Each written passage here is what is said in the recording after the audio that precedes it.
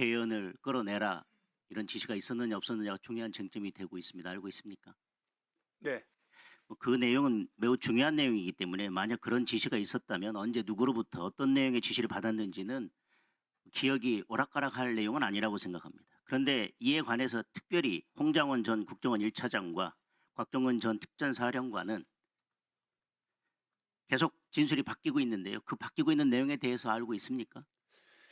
제가 그 부분에 대해서 답변드리기가 제한됩니다. 홍장원 전 국정원 1차장은요. 지난해 12월 6일 국회 정보위원회에서 윤 대통령이 전화통화해서 싹 다 잡아들이라는 지시를 했다고 주장했습니다. 진술했습니다. 그리고 지난달 22일 국정조사 1차 청문회에서는 체포명단을 불러준 건 대통령이 아닌 여인현 전 방책사령관이고 대통령이 싹 다 잡아들이라는 말의 대상은 없었다고 진술했습니다. 그리고 지난 5일 헌재 5차 변론기일에서는 당시 통화 내용을 보면 대상자, 목표물을 지정하지 않았기 때문에 뭔가를 잡아야 한다는 생각만 했다. 누구를 잡아들여야 하는지 전달받지 못했다. 이렇게 진술이 바뀌고 있습니다.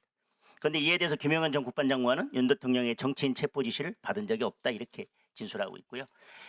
곽종건 전 특정사령관은 지난해 12월 6일 야당의 유튜브에 출연해서 국회의사당 안에 있는 의원들을 밖으로 이렇게 좀 빼내라고 최초 진술했다가요. 지난 3일 공개된 옥중 노트에서는 국회에서 끌어내라고 한 건 의원이 아니라 요원이었다고 이렇게 기술되어 있습니다.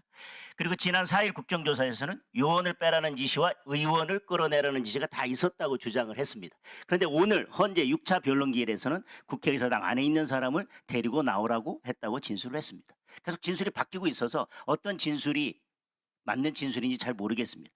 그런데 김영현 장관은 이에 대해서 4차 변론기일에서 의원들을 끌어내라고 한 게 아니라 요원들을 빼라고 한 것이다. 이렇게 얘기했고요. 오늘 변론기일에서 김현태 707 특수임무단장은 국회의원 끌어내라는 지시는 없었다라고 진술하고 있습니다. 이와 관련해서 지금 이준우 전 수방사령관은 대통령 또는 국방부 장관으로부터 누구를 체포하라거나 의원들의 본관 출입과 의결을 못하게 하라거나 의원들을 끌어내라거나 이런 지시를 구체적으로 받은 바 있습니까? 31일 날 마지막 검찰에서 조사가 끝날 때쯤 되니까 검사에 의해서 제가 무슨 일이 있었는지를 알게 됐습니다. 어쨌든 조사받을 때까지는 그런 지시를 받은 기억이 없었다라는 거죠? 그건 본인의 기억 속에는. 답변드리지 않겠습니다.